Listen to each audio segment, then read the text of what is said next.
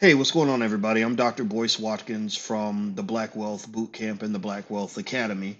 In case you don't know, we just started the academy not too long ago, basically to as an extension to the boot camp that has a lower price point for those of you that want to take classes from me over a long period of time. You don't have to do it, but I'm supposed to tell you about it. So you can find out about it at theblackwellthacademy.com. Now, here's what I want to talk about.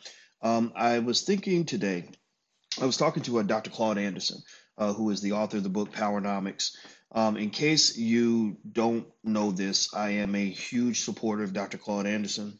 I like Dr. Claude Anderson probably about as much as I like any other Black public figure, mainly because through the hours that we spent talking, I sense a degree of unapologetic Blackness that you really don't get from a lot of our Black leaders. A lot of people feel that the Black base, the Black core of our political and economic strength is so weak that they have to connect to something else in order to lever themselves up and to gain power that they might seek. So, for example, you might have people that say, well, I can't just be too Black. I have to go align myself with the liberal establishment because the liberals have money, they have power, they have access to media. I want to be down with them because then I can go make $10,000 a speech and I can go get a TV show and get on big television networks and get a book deal because I've got this army of white people that love me just like Black people do. Or you might have people that may align themselves or bow to cater to the interests of, say, the Jewish community in entertainment. And a lot of this is because a lot of people think that Black folks are just, that we're kind of the losing team. That basically the only way to succeed as a Black person is to water down your Blackness. You don't use terms like Black, African American very often. You want to use terms like multicultural and diverse and people of color and things like that, so you can really broaden your net. Instead of talking about racism and Black people, they tell you to talk about poor people, and they say, well, poor whites go through it just like poor Black people do. Yeah, they do, but they were never slaves. They didn't go through what the African American people have gone through in this country. They don't have the experience that African American people have. A poor white man can become a rich white man, and he won't. No one will ever call him a nigger. Now, um, moving on. Here's what I wanted to hit on real quick. I promised myself I'd be quick with this to save your time and mine. I've actually got to get ready. I got to go to New York tomorrow. We're shooting a financial lovemaking film as well as in case you want to know, I wrote a book about that, and I'm also doing something with the Breakfast Club, and I'm also spending time with my daughter, which is really exciting for me. I love my daughter, and here's what I had to share. I had to just say this so that people could hear it come from my mouth and not misinterpret what I'm saying here.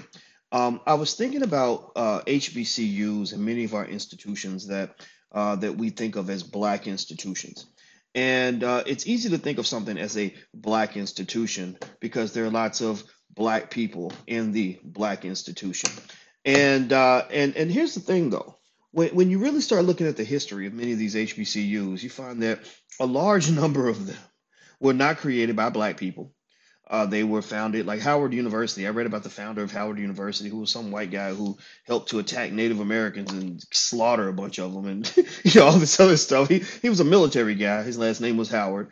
And then there were some others, and I'm not saying these were all bad people, but I just think about how many institutions that we think belong to us, like the NAACP, were actually created by other people.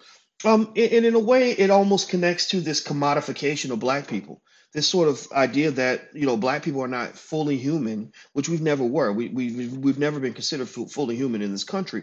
That's why we have so many trouble getting people to acknowledge that Black lives matter, because they never thought that Black lives matter because we were less than human. They get more upset about the death of a dog or a lion or whatever than they will about the death of a Black man. That's for a reason. They've been trained to think this way. And and I think that because we've been considered less than human, there have been people who have really seen us more so as an opportunity to profit by corralling us almost like we're a pack of animals, right? Like I'm wealthy because I have a herd of cattle, or I have a herd of sheep, or I'm wealthy because I have a herd of Black people, and I formed this university where all the Black people are going to go to this university and give me their money. I'm going to maintain control. I'm going to get the capital, and I'm going to choose, I'm going to get to hire people who are like me, but we're going to have mostly Black students. Or I've got this prison we're building that's going to be filled with Black people, but the white folks are going to get the jobs and make the money, right? You look at all these rural towns that are 99% white, but they have prisons that are 70% Black. right? And so ultimately, they want those black inmates there. They want black people around. They need black people the same way KFC needs chickens because they're feeding off of us. They're profiting from us, right? And I got to thinking about this because I started thinking about my experiences with HBCUs, and I went to interview with an HBCU. I believe it was North Carolina Central. I know I also interviewed at Howard University for a position at one point, long time ago, back when I was first starting to get radical. And just so you know, it ain't easy for a radical black man to get a job anywhere, especially at an HBCU. It don't matter how many credentials you got. I was the top of my class. I was the only black man in the country to get a PhD in finance in 2002. And they tell you this whole diversity thing, like, oh, well, all these places are really looking for qualified minorities, blah, blah, blah. I got a whole lot of friends that can't find the job that they deserve or getting passed over for opportunities left and right. That's why I wanted to own my own business, because I said this stuff is a big lie. I'm not going to buy into this lie. I'm going to learn how to make my own money. I will be my own man. In fact, Dr. Anderson and I talked about that a lot, and I let him know that one of my biggest goals in life was not to go begging for white folks to take care of me. I just couldn't do that. As a man, I said, you know what? I said, Dr. Anderson, I would rather be dead than to go beg white men to take care of me. I was seriously, I'm not joking. I would rather be 6 feet underground, like not breathing, than to go begging white folks to take care of me. It doesn't mean I can't partner with them. Doesn't mean I won't work with them. White money can be good money sometimes if it's under the right context. But I'm not gonna bow my head to you like a little boy and ask you to take care of me, sir. Could you please? I can't do that. That's just it's not in my DNA, you know. So anyway, I remember I went to one of these universities to do the interview. I think it was North Carolina Central at the time. And I remember noticing, I was like, your entire business school, your whole business school does not have one single African American male on the faculty. How does that happen? I think they had a couple of Africans and they had a lot of people from other countries, Asians, Indians, which some people consider, you know, the people from India to be part of Asia, which they are, but you can separate the two, right? I'm talking about people from China versus people from India, etc. They would hire in packs, right? So a lot of times you would see the Asian department chair who's Asian who would hire a bunch of his friends from China, or an Indian guy who would hire a bunch of people from India. And the thing is, they understand the concept that we teach in the Black Wealth Academy called economic fortification. Economic fortification is where you use your economic power, where you take care of your own. You hook up people in your network. You guys give and take to each other so that you are fortified and protected, and you don't have to go begging other people to hook you up. So black people don't practice that. Black people practice this whole kumbaya crap. We shall overcome. We hope we're gonna take care of everybody's stuff. That's why our politics is so screwed up, because we can let everybody convince us that we shouldn't talk about race. We're supposed to talk about well, race is really a poverty issue, and if you solve poverty, then you'll solve the race problem. No, you won't. So stop lying to me. Let's stop this stupid stuff. Let's not be ashamed of talking about blackness and the needs of black people. That's it. So I remember it, going to these HBCUs and thinking, this is insane. These are black universities filled with all these black students paying millions a year in tuition. And some of them they would have entire departments without one single African American teacher in those departments.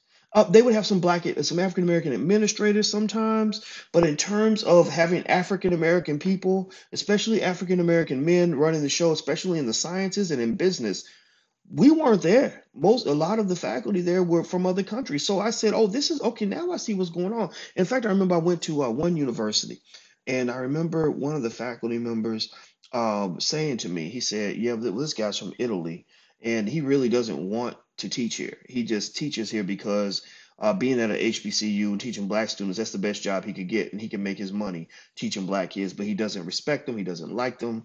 He doesn't think highly of them at all." Now, of course, this was one person's opinion, but we've seen that, and I saw that kind of attitude with this guy. He really kind of talked about the students like they were just shit, like they were just the biggest pack of dummies that he's ever seen in their life. And it wasn't at one of the schools I mentioned; it was at a different school, but I'm not going to call the school out because I don't want to embarrass them. But it was really sad and hurtful to see this person who's supposed to be an educator of these young black children talk about them like they were just dogs, like they were just idiots.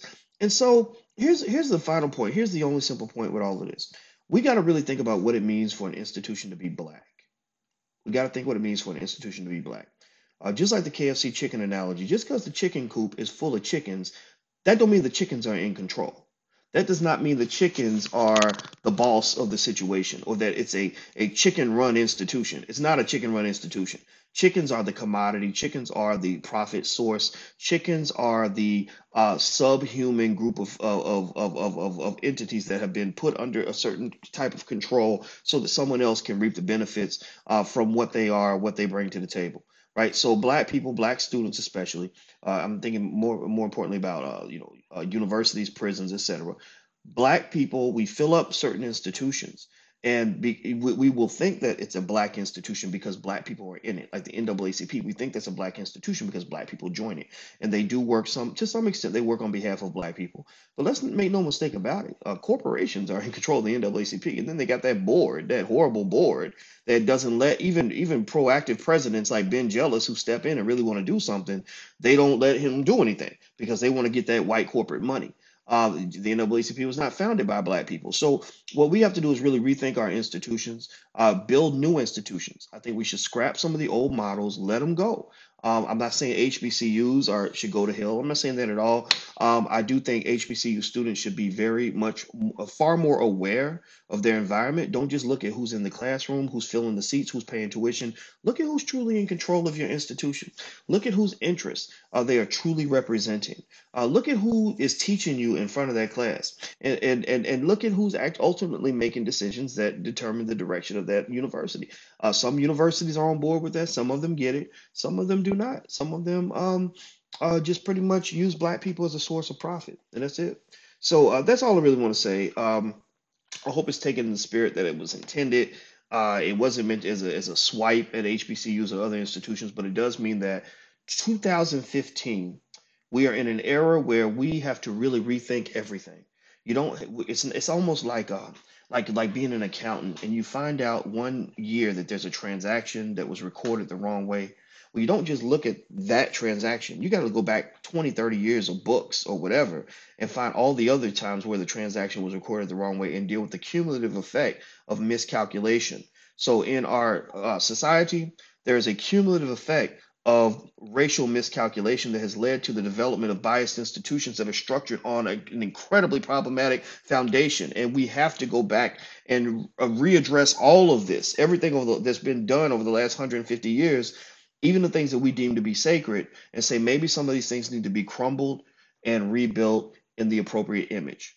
Black institutions need to be run by black people. Black people need to not just benefit from the services of those institutions, but they should also benefit from the profitability of those institutions. That's just the bottom line. So anyway, if you want to know that's some of what I thought about as well when I was talking to Claude Anderson today. Go check out his book. His book is called Powernomics. His website is theharvestinstitute.org. Go make a donation to the Harvest Institute. He's doing very good work, and I think we should all support him. Also, if you want to if you want to take my class and learn from me, I teach at the blackwealthacademy.com, so you can go check that out. We just started out. It's an extension of the Black Wealth Boot Camp.